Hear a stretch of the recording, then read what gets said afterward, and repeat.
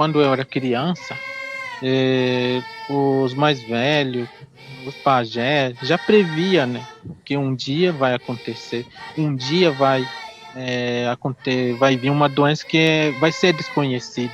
Então, quando eu era criança, já ouvia isso. Primeiramente, quando a gente fala, né, pandemia, na minha mente já vem muitas, né? A gente costuma até falar a pandemia mais recente, porque os nossos povos indígenas já vêm passando por um contexto de pandemia desde 1500, mas pandemias muito grandes mesmo.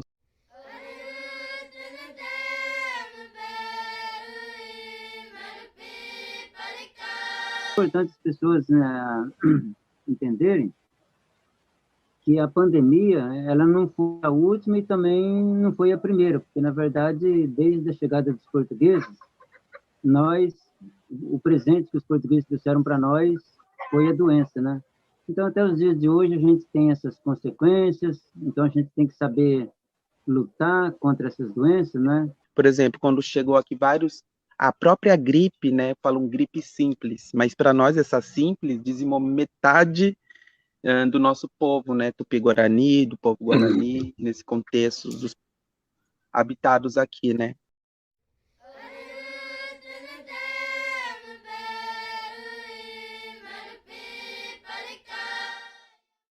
Todas as pandemias que chegaram ao nosso território, ao país, conhecido como Pindorama, conhecido como Brasil, conhecido como Cabiayala, todos os vírus que chegaram aqui dizimaram povos.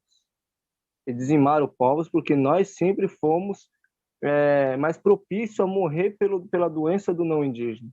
Nós sempre fomos mais frágeis, nossos filhos, nossos pais, nossos avós sempre foram mais frágeis às suas doenças, muitas vezes criada para poder se vender antídotos, né? Muitas vezes causada pela própria ação do não indígena, como a destruição da natureza.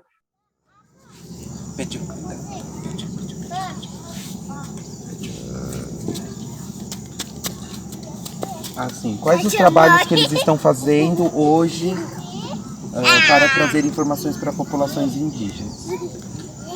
Para trazer informações, na minha comunidade, por enquanto, não recebemos nenhuma, a não ser a CELAI, né? Aí os outros órgãos, eles mais ajudaram com a arrecadação de alimentos, cesta básica, máscaras e produtos de higiene, como álcool gel, cloro, essas coisas para ajudar, mas na questão da prevenção, de vir palestrar, assim, nem. E como você avalia essas medidas de informação? Como você acha que isso daí, você acha que deveria ter mais? Deveria estar fazendo algum trabalho? Depende muito de cada comunidade, cada região, porque eles podem até estar trazendo vírus vindo de fora, né, para dentro da comunidade. Então acho que eles deviam pensar, articular um meio, como hoje a gente tem acesso à tecnologia, de fazer reuniões online ou algo desse tipo. Nossa, sim, com certeza, é verdade. Usar novas estratégias, né, de transmissão de informação. Ótimo. Queria que você falasse se você, como agente de saúde, mas também como morador da terra indígena, como que a sua vida foi afetada pela pandemia? Cara do cara é bem, sabe? Ela tá bem pensativa. Mas são perguntas, Né? São importantes.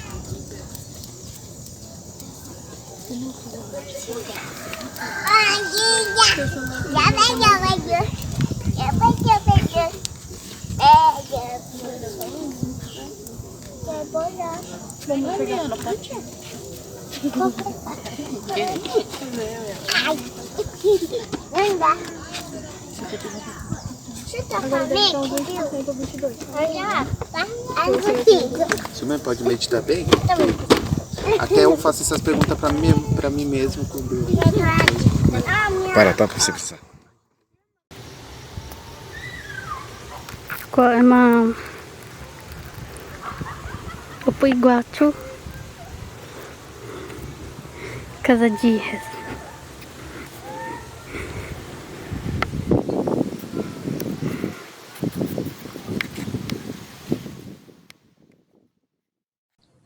Na cultura guarani, eu acredito também na outras culturas também, Na cultura guarani existe dois tipos de doença, que tem doença espiritual, que é tratado pelo pajé, e também tem doenças que podem ser tratadas com medicamento de não indígena, né? Então, primeira coisa que nos trouxe também a preocupação foi nessa parte, né?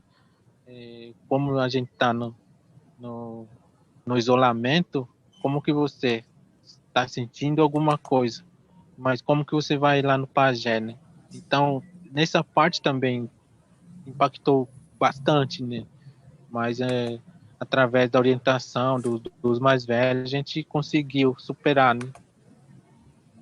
Então, pesquisei anciões, pesquisei jovens, pesquisei curandeiros, a gente fala não pesquisa, a gente falou colheita. A gente achou muito bonita essa palavra, porque é ter o contato, né? E achei muito interessante esse movimento, porque em tempos de tantos retrocessos políticos, eis que aparece um portal a qual se valorizam e se quer se entender o que nós estamos passando, né? Quais são as nossas especificidades, quais são as nossas necessidades.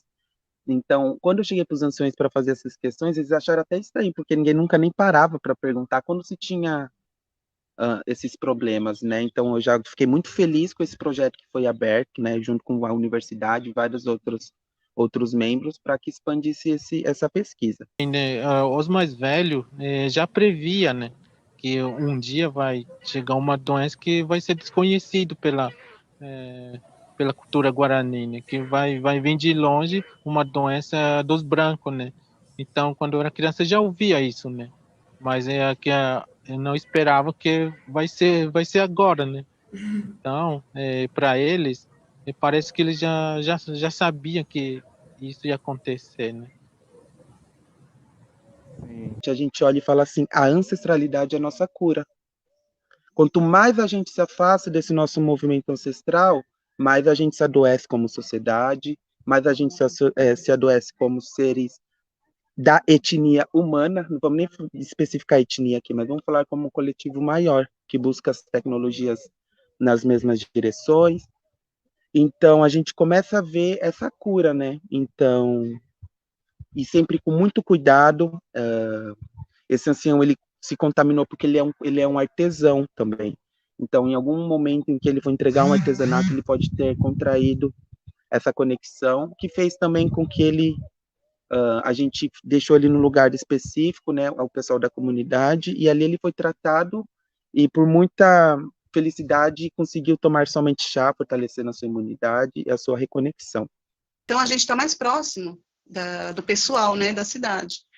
Aí eu falei para eles, então se a gente tivesse realmente o subsídio para dentro da nossa terra para a gente se alimentar, principalmente, a gente não precisava ir comprar as coisas fora da aldeia, né? Porque dava medo, a gente ficou muito tempo sem ir no mercado. Que muitas famílias viviam, né, do artesanato, então a forma de renda era o artesanato, e quando parou, né, teve que fechar a aldeia, teve que parar de sair, então essas vendas elas não ocorreram mais. As pessoas que trabalhavam com palestra, de ir nas escolas para poder falar da cultura, para poder ter essa quebra do preconceito, e de certa forma ganhavam, né, um recurso com isso, sendo palestrantes também não tiveram mais essa oportunidade.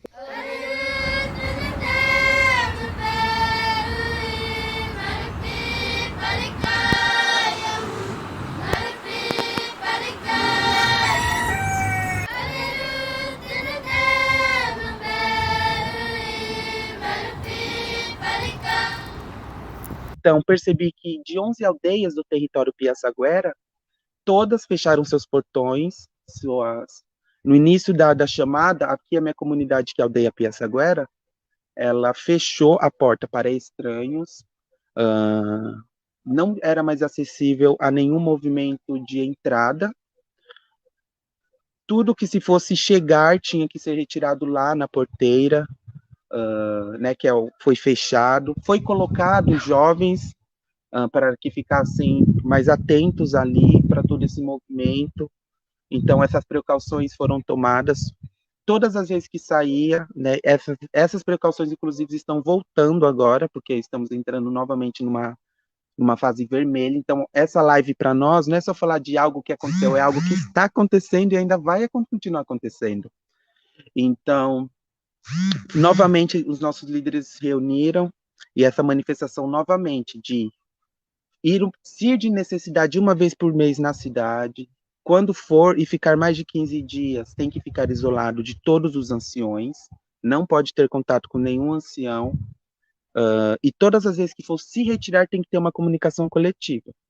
Então, assim, muitas precauções específicas foram tomadas que bem muito necessária mesmo, porque essa questão de desinformação faz que muitos membros da própria comunidade não valorizem esses tipos de manifestação em pró à saúde, né? Acredita que não seja tão importante, né? Ainda mais quando a gente fala de colonização, a gente fala de uma colonização que não está em 1500, uma colonização que ela ainda é constante, ela ainda acontece, e ainda ela tem uma ocupação muito grande dentro das comunidades. Se não existisse, não sumia uma língua indígena por ano, né? O impacto assim foi muito grande, foi um choque que a gente não esperava, né? Que afetou diretamente tanto social e culturalmente, né? Porque aqui na comunidade a gente tem a casa de reza, né? Então toda tarde as pessoas da comunidade vão para a casa de reza, né? Onde a gente compartilha tudo que a gente usa dia a dia, né? Como objeto de um utensílio, cachimbo, que a gente tomava chimarrão. E a gente vive um grupo rodeado assim das pessoas. Né? Então, isso assim, primeira coisa que nos preocupou foi também nessa parte, né? Porque é difícil para a gente manter distanciamento, mas mesmo assim a gente conversou bastante com o pessoal da aldeia, né?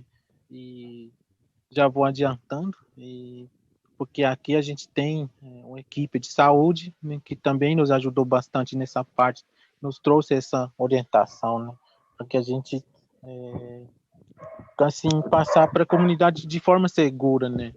Então, nessa parte, eles também ajudaram muito a gente, né? A gente tem uma casa de reza, né? Que a gente se reúne todas as noites, né? Então, nessa parte, a gente ficou muito preocupado. Como é que a gente vai ficar junto? Como é que a gente vai tomar o chimarrão nosso? Fumar o nosso petanguá que a gente fuma, né? Então, foi uma preocupação muito grande. Só que a gente pensou muito... É a nossa cultura. Então, mesmo com essa doença, a gente tem que fortalecer essas práticas, né? Para a gente não perder a essência e não perder a fé em Yanderu, que é o Deus, né? Que a gente chama. Então, mesmo com essa pandemia, a gente tentou fortalecer mais, né? Eles falavam para a gente não se reunir, mas a gente vive em núcleos. Aí todo mundo se reúne para comer junto, para conversar, sentar na fogueira, contar histórias. Então, essa parte a gente ficou um pouco, né, com medo, né? Mas graças a Nhanderu a gente não teve casos assim muito graves. A gente também perdeu, acho que quatro pessoas da terra indígena do Nondeporã, né? Vou fazer do lado do pai.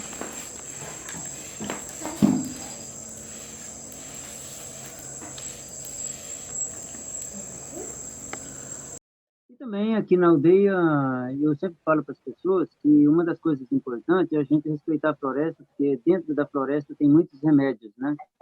E aqui na aldeia, minha mulher preparou muitos remédios para muitas pessoas que pegaram coronavírus, né? E tomou, e a gente sentiu que fez efeito, né? Quando eu fiquei internado aqui no postinho aqui da aldeia, mini hospital, eu fiquei assustado, porque eu pensei que eu ia morrer, não é? E daí eu falei para a mulher, prepara aí que o negócio está feio, que eu não estava conseguindo respirar, não é? Daí ela trouxe uma garrafada do chá de uma árvore, de uma casca, e daí eu tomei direto, toda hora eu ia tomando uma dose, e quando foi no outro dia eu já senti melhor, né? Então, a gente sabe que a gente não pode ficar dependendo só da vacina. A gente tem que se preparar com esses conhecimentos tradicionais que são o remédio da mata, né? Que eu acho muito importante as aldeias indígenas pensarem nessas questões também, né? Porque não é só a vacina que cura. Os povos indígenas sempre se curaram através da medicina do mato, né? Então eu acredito muito nisso. Então, aqui na aldeia, como se falou, né? Que a gente dá muito valor nos conhecimentos tradicionais, né? E os nossos livros são os mais velhos, né? Então, a gente tem essa preocupação de também ter esse cuidado, né? De preservar nossas anciões, né? As ervas, os chás, né? Tudo que nós conhecemos aqui da nossa tradição da medicina tradicional foi muito eficaz no tratamento das pessoas que se contaminaram, né? E algumas medicinas também que vieram de outros parentes, inclusive da Amazônia, né? Nós adotamos aqui a cerimônia do Cambô, né? A ayahuasca, nós conhecemos, né? Um tempo atrás, também foi um suporte muito grande, né? Para as famílias aqui se sentirem mais seguros a respeito de inserir essa medicina de outros parentes, mas que, no entanto, é uma medicina da floresta também. E eles foram bem ativos nisso e, assim, tivemos que explicar para eles, né, como era mais ou menos a contaminação desse vírus, o que ele trazia, até chegar na situação mais crítica, que era a morte, né, que tinha essa parte pulmonar, né, que tinha entubado. Nós tivemos que falar tudo isso para os nossos anciões aqui, os tiramões, e eles, então, atuaram com toda a medicina que eles conheciam, principalmente de prevenção, né, que foi usado mais a medicina para aumentar a imunidade, né? Proteger de alguma forma o corpo, de caso se contaminasse, estaria o corpo mais forte protegido, né? Eles utilizaram dessa ferramenta maior. E quem já estava contaminado, nós, no caso, já utilizamos aqui muitas medicinas para gripe, resfriado, né? Que são chás, as vitaminas que são retiradas da floresta. Então, eles fizeram todo esse levantamento de quais as medicinas que podiam ser eficazes, né, para combater todo esses sintomas que o vírus traria, no caso, para os contaminados. E assim foi feito. Então, aqui na aldeia, a primeira orientação que veio também, assim, das pessoas, dos mais velhos, é a gente usar raiz assim forte, né? E forte, mas é que toda a família é preparado pela família, né? Então a gente fez dessa forma, né? E eu fiquei assim surpreso, né? Que eu tenho 3 filhos e a gente morava junto, né? E passou uma semana, veio o teste, né? Que a gente estava fazendo e eu fiquei sabendo que o meu filho foi infectado, né? Mas que ele já tá recuperado, né? Então isso eu comecei assim também dar valor nos remédios tradicionais, né? Isso também nos ajudou bastante, né? Então, a nossa aldeia, a gente mora aqui na região de São Paulo e nós temos outras aldeias vizinhas também, né? E aqui, queira ou não queira, a gente vive no meio da floresta, que é muito bom, tem muitas árvores. E quando surgiu a doença, que o governo fechou escola, então a gente tem escola aqui na aldeia, foi fechado também. Então a gente tem escolinha municipal, fechou. E também fechamos a parte do turismo, porque a gente ficou preocupado com a chegada dos brancos aqui na aldeia, né? Então a gente ficou mais aqui na aldeia. Mas a gente achava que não ia pegar, porque a gente está no meio da floresta, no meio da mata. Mas às vezes acontece de algum morador ir para a cidade, porque às vezes a pessoa tem que comprar um alimento e às vezes pega o vírus e daí de repente traz para a aldeia, né? Então começou a surgir no começo do ano passado, algumas pessoas pegarem, né? Então isso foi uma coisa que assustou nós, porque nós até ficamos felizes achando que não ia pegar a doença e no fim pegou. E como a gente vive numa comunidade, daí começa a passar um para outro, né? E foi uma coisa assustadora no começo. Respeitar esse distanciamento, usar máscara, e porque na cultura Guaranimbá, eu acredito também, na outras culturas também, né, é difícil, porque a comunidade, ela vive assim, criança, jovem, idosos, a gente não tem esse costume, né, de ficar isolado muito tempo, né? Primeiro, a gente também ficou sabendo pela TV, né, que vendo os casos que estavam acontecendo nos outros países, né? E aí, quando teve o primeiro caso no Brasil, foi aqui em São Paulo, né? Então, a gente ficou sabendo mesmo, primeiro, através da mídia, né? Mas a gente não pensava que isso ia ser coisa grave, né? Que afetaria também a nossa comunidade, né? Como a nossa preocupação é porque a nossa aldeia fica aqui bem perto da cidade, né? É muito acessível. Então, isso nos trouxe uma preocupação muito grande. Esse contexto de pandemia aconteceu de uma maneira muito forte e de uma maneira muito específica aqui. Umas maneiras que eu pude observar foi essa questão, uma das coisas que pegou muito forte no território foi informação. Uma das coisas que nós, não só falando de território, mas nós como cidadãos, nós como um grupo nacional, vamos dizer, no território brasileiro, hoje se depara com muitas barreiras em questão de informação. Né? Nós, dentro já de processos politizados, dentro de processos dessa tal sociedade, a gente vem tentando entender isso. Então, quando chegou, porque se a gente fosse seguir uma informação diretamente do governo federal, nós, povos indígenas, estávamos realmente bem ferrados. Né? A gente sabe que essa liderança maior veio desconstruindo, desestruturando toda a forma de informação. Mas a gente acredita, ainda bem que, ao decorrer de muitos anos, a gente criou um laço muito grande territorialmente, falando entre os povos indígenas. Uma cadeia de informações entre grupos do Brasil inteiro, a qual começa a chegar várias informações de maneiras específicas. Uma das primeiras coisas que a gente fez, uma das nossas ações aqui na aldeia, foi assim, a gente bloquear a entrada, né? Tem uma entrada e saída, né? O que a gente deixou somente a entrada para as pessoas das comunidades, porque os não indígenas também usam esse acesso para ir para o bairro, que a nossa aldeia fica assim bem próximo dos bairros, né?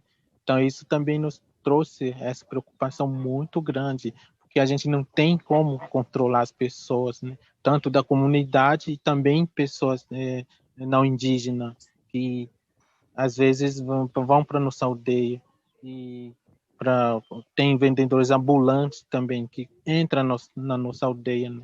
Mas a gente teve muita dificuldade, né? Mas no final a gente fica sabendo também que as pessoas também têm essa preocupação e respeitar, né, para eles não transmitir, né, para a gente nem nós para eles, né? Então a gente tem feito essas ações nas aldeias, né? Se para um movimento, né, que a gente vê que não faz muito bem para todos, mas ele existe. Então eu percebi que muitos ainda viam muita necessidade. Então não basta só fechar uma porteira, né? Por isso que muitos a gente vem tentando deixar o nosso povo cada vez mais autônomo, para que ele possa mesmo desenvolver seus próprios alimentos, a sua própria fala. Isso que antes da colonização era nosso. A gente tinha todo o domínio dessas nossas habilidades, né? Com a terra, com o artesanato, e de repente isso ser tirado, né? Aqui no meu território eu tenho se chama Ruínas do Abarebebê. O Padre Anchieta tem pessoa atua aqui nesse território com nossos ancestrais, tirando essa questão de conexão, né, com a terra. Então, passar por pandemia e muitas vezes não ter mais um conhecimento de como lidar com muitas situações hoje em dia é muito real.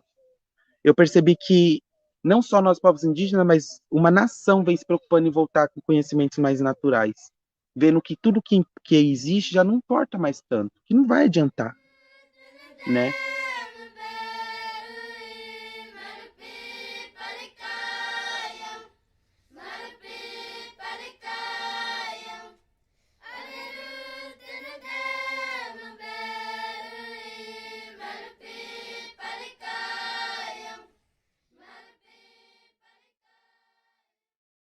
porque antes disso a gente não, antes da pandemia, antes de tudo isso, ninguém questionava a validade ou se funcionavam ou não as vacinas. Todo mundo vacinava seus filhos, né?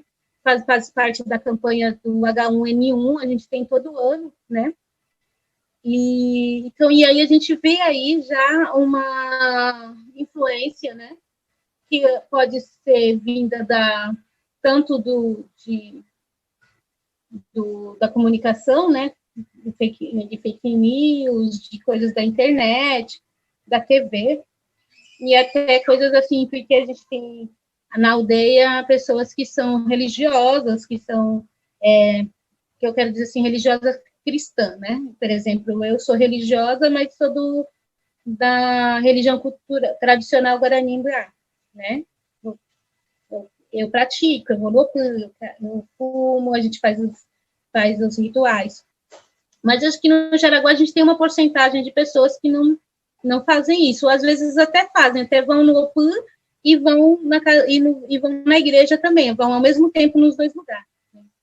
Então, assim, ainda não temos como dizer, né, porque essas quase 20 pessoas recusaram a tomar vacina, né? Se é medo, se é por conta da questão religiosa, se é o que levou elas a negarem, né?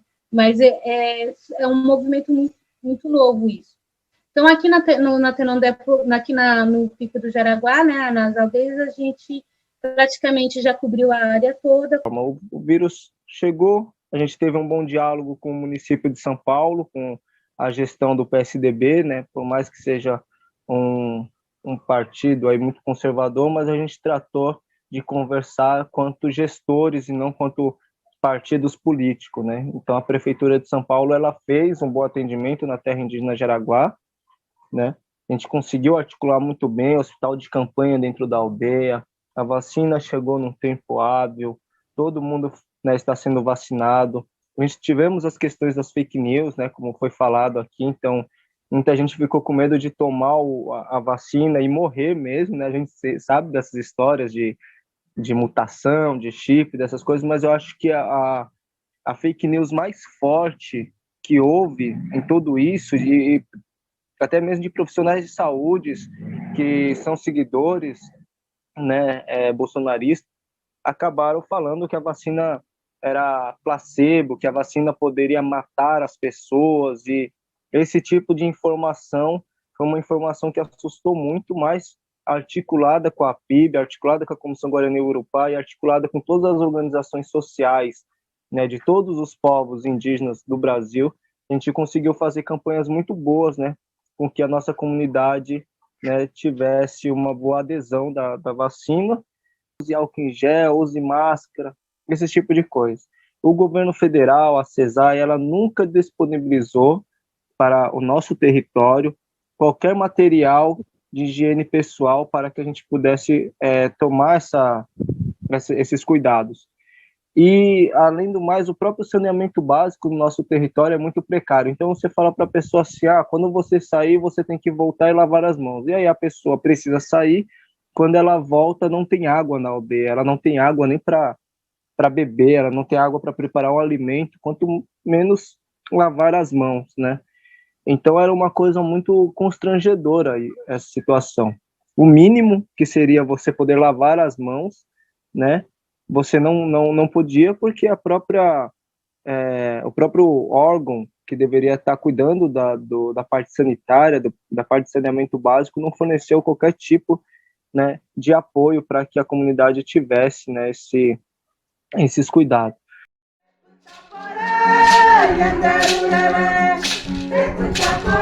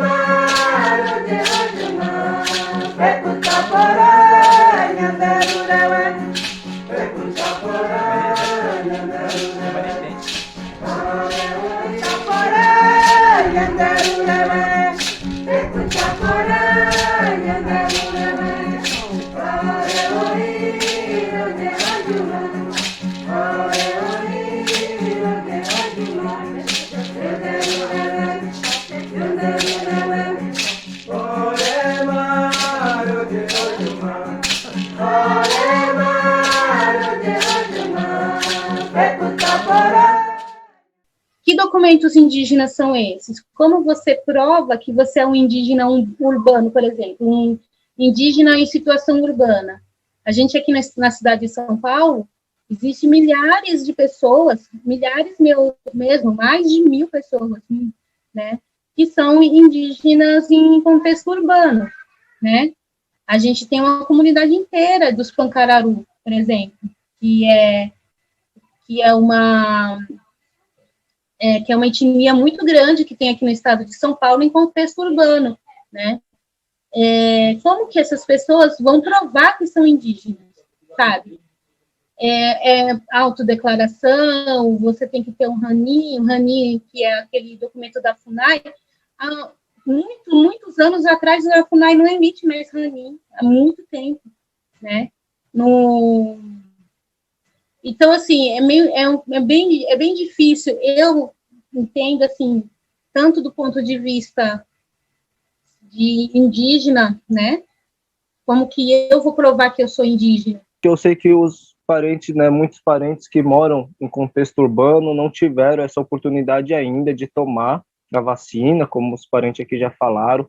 Aqui em São Paulo não é diferente, a gente tem muitos indígenas do interior do país, né, do Nordeste, da região do Norte, enfim, que vêm para a capital de São Paulo por conta de faculdade, outros para poder procurar hospitais de especialidades, como o Hospital São Paulo, o Hospital das Clínicas, e acabam tendo que ficar na cidade por algum tipo de situação necessária mesmo, né, que traz essa dependência de estar na cidade, e aí eles são tratados com racismo, né, você deixou de estar na sua aldeia, você deixou de ser índio, como se ser indígena fosse assim, uma coisa que você dá título, né, agora você é índio, agora você não é mais índio, né, eu sou guarani, mas pelo fato de eu falar bem o português, de eu ter minha avó ter colocado, meus pais ter colocado a gente para estudar, para poder enfrentar o Juruá, não indígena, com a sua própria arma, que é o seu papel,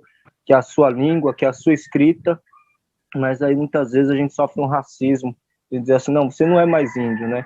E aí a pessoa não sabe nem o que é ser índio, né? Porque eu mesmo não sou índio, eu sou guarani, sou Guarani, né? Sou pertencente ao meu povo. E aí a gente fala né, a gente prefere chamar os nossos outros parentes de parente mesmo, porque a gente não se refere a índio, né? Porque cada um tem seu povo, Chavante, tem Krenak, tem Tupi, tem Guajajara, enfim. E a gente vai tentando nos organizar dessa forma. Se eu fico me pondo, se eu fosse moradora da cidade, se eu estivesse morando na cidade, como que eu iria provar que eu sou indígena? Né? Só porque eu tenho o nome de Potuporã no meu registro. No meu registro está dizendo que eu sou parda lá. Nascimento parda, não está escrito indígena. Né? Dos meus filhos está indígena. Dos meus filhos eu consegui, a gente está lá escrito lá, nascido indígena. Né? Mas o meu mesmo não, o meu mesmo é parda. Né? Então, como é que a gente prova? O pardo é o quê, afinal? Né? Se você está fora do território, fora da aldeia, você deixa de ser indígena? Né? E por que você está fora da aldeia? O que te levou a sair da aldeia?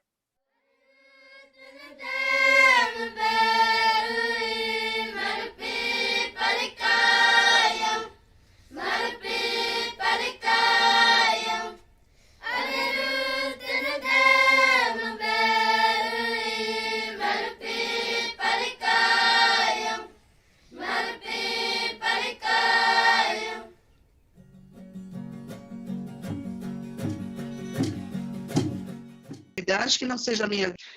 Então eu penso assim, que esse vírus veio para nos acordar de alguma forma, né? Tantas pessoas ricas e a riqueza delas não compra o que elas precisam, né? Que é o ar para respirar, né? Que é o ar da vida, né? É o ar que alimenta o espírito. Então eu penso assim, a gente tem tudo, então vamos continuar vivendo nossa vida, o dia a dia.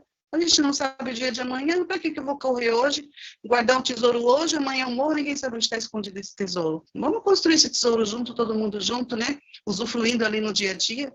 Que a nossa conexão é a gente respeitar a terra, é a gente respeitar a existência e saber que nós somos a terra. Que eu não sou separado da árvore, que eu não sou separado mas que eu sou mais um igual ela dentro dessa grande conexão.